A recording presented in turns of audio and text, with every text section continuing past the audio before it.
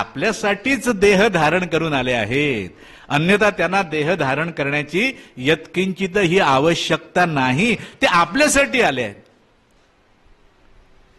म्हणजे स्वामी आपल्या दरवाज्यातून उभे आहेत. अरे दरवाजा उघड, दार उघड. आणि आपण कोण तो, कशाला आलायस, काय काम आहे तुझं? ते अरे माझं काम नाही, तुझं काम आहे. माझं कसलं काम तुमच्याकडे? माझं कसलं काम तुमच्याकडे? अरे दरवाजा तर उघड. अत्यंत महत्वाची गोष्ट आहे. दरवाजा तर उघड. तो जीव जो होता तो अत्यंत पीडित होता. त्याच्यासमोर एवढे प्रश्न होते की दुपारी जेवण झालं तर रात्रीचं काय करायचं, असा प्रश्न त्याच्यासमोर. दुपारी जेवायला मिळालं नाही म्हणून दुकानातून जाऊन 10 रुपयाची बिस्किट घेऊन आला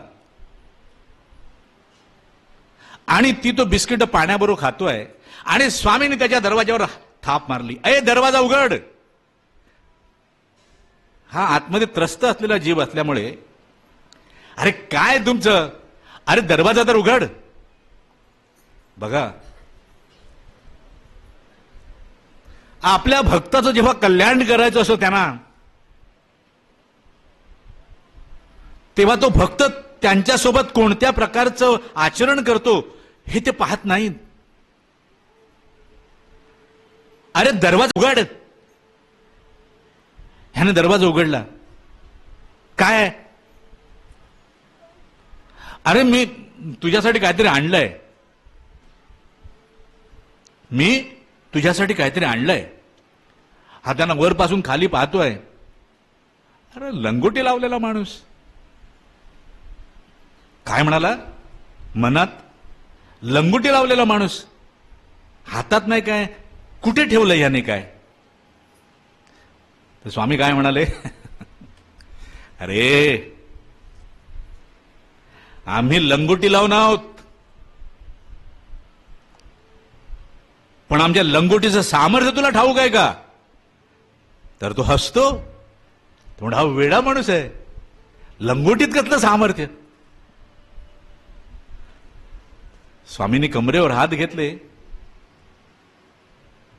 हे घे, हे घे. स्वामींनी त्याला, तो बिस्किट खात होता, स्वामींनी त्याला सोन्याचं बिस्किट दिलं.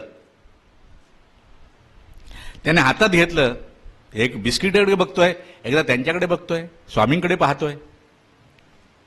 मनात म्हणतोय, अरे हे काय मला खाता येणार काय?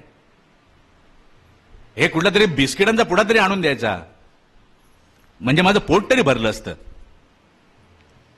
स्वामी त्यांच्याकडे पाहत आहेत आणि स्मितहास्य करतायत. आणि स्वामी निघून गेले. ह्याने ते बिस्किट जे होतं सोन्याचं, त्याला वाटलं काय असंच काहीतरी आहे, त्याने बाजूला ठेवून दिलं. आणि उरलेली जी त्याची बिस्किट होती ती तो खातोय. बिस्किट खाल्ली. 2-4 दिवस ते बिस्किट तसंच पडलेलं आहे तिथे. 2-4 दिवसाने तो म्हणाला, तो लंगोटीवाला माणूस म्हणाला, हे सोन्याचं बिस्किट आहे, पण हे कुठे सोन्याचं आहे? हे कुठे सोन्याचं आहे? एखादं पितळेचं वगैरे काहीतरी असेल, पण बघूया.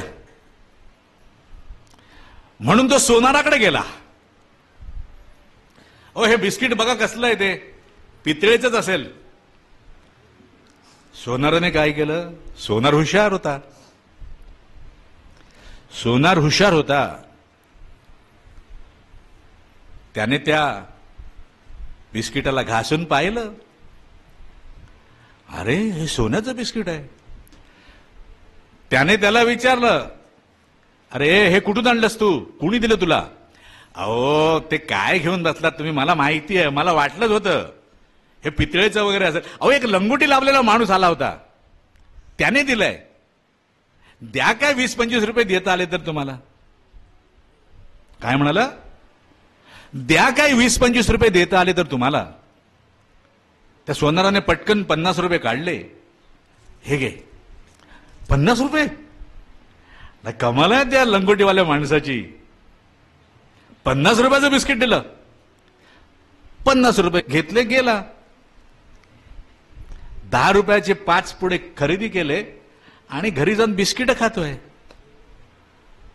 स्वामी बघतो, हो, स्वामींना ओळखणं अत्यंत आवश्यक. आणि स्वामी ज्या वेळेला आपल्यावर कृपा करतात, ते निरंतरपणे कृपा करत असतात. ती कृपा म्हणजे काय हे सुद्धा आपल्याला ओळखता आलं पाहिजे, नाहीतर त्या दुर्दैवी जीवासारखी आपली अवस्था होते.